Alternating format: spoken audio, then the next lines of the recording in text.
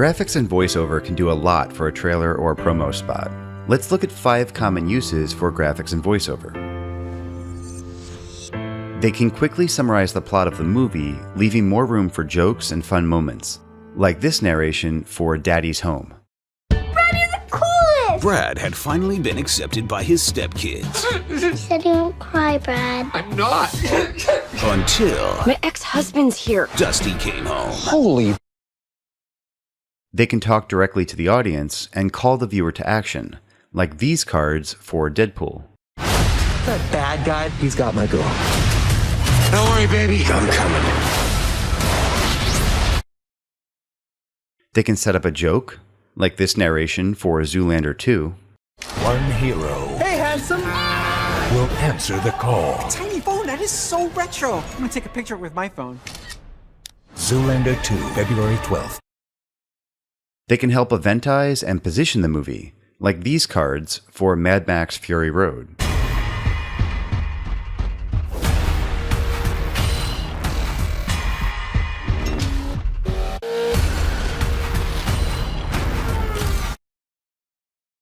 And they can list cast members and pedigree, like these cards for Love the Coopers. There's one comedy that's bringing everyone together. I want everyone to have a perfect Christmas. Alan Arkin, John Goodman, Ed Helms, Diane Keaton, Anthony Mackie, Amanda Seyfried, June Squibb, Marissa Tomei, and Olivia Wilde. No matter what happens, we are family. Here, here. Let's look at a few best practices for working with graphics and narration. We'll start with graphics. First, you want to keep the message on each card short and sweet. Too much text will be hard to read and likely it'll be missed. On a similar note, make sure you leave the graphic up for long enough for a viewer to read it. 2 seconds is usually a good length, though you can go longer and shorter depending on the number of words on the card. Consider how your graphics come on. Will they slam down, slide in, fade up, hard cut on? All things to consider based on your genre, positioning, and chosen style. And the last rule to keep in mind for graphics is to keep the design pretty simple, or hire an artist.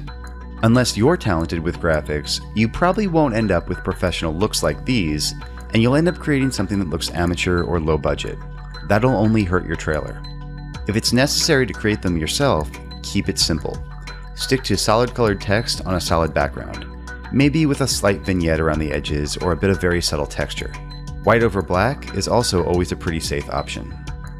Consider sticking with one of the following fonts, which are generally hard to mess up: Avenir, Avant-Garde, Bell Gothic, Futura, Garamond, Gotham, Helvetica, Memphis, Rockwell, or Trajan. Now let's look at narration. Here are a few things to keep in mind when using or thinking about narration in your trailer or spot. The biggest note here is to make sure it feels appropriate for the piece. While narration can be a great way to convey information quickly, it can also easily make a trailer or a spot feel silly or dated. Like this example from the 2004 trailer for Wimbledon.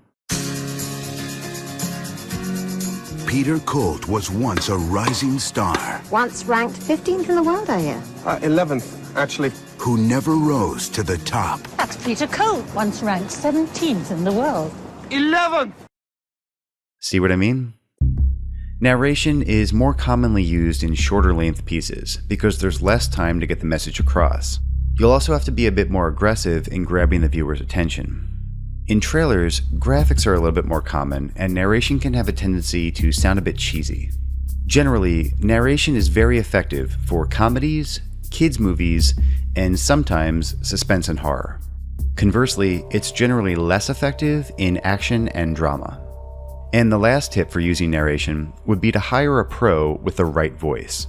Professional narrators can get a bit pricey, but the level of polish they bring to a piece is well worth it. Some narrators are better suited to horror, others to comedies, and so on. Make sure you have the right sounding voice for your particular cut and project.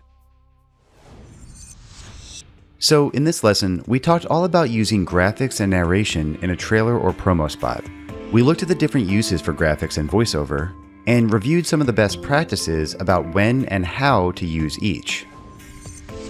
Coming up in the next lesson, we're going to look at the important concept of unresolution and how it applies to an entire trailer as well as individual moments throughout a cut. Alright, I'll see you in a bit.